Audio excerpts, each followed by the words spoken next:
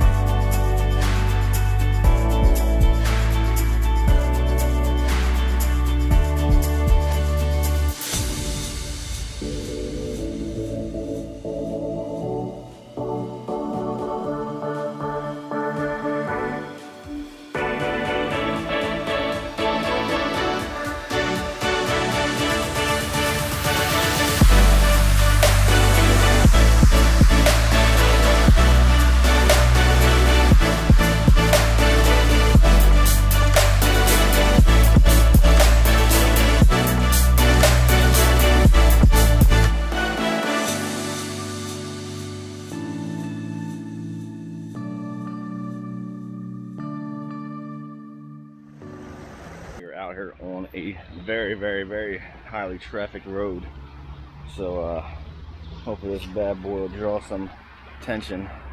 Maybe not too much though. We don't want to cause no accidents out here, or do we?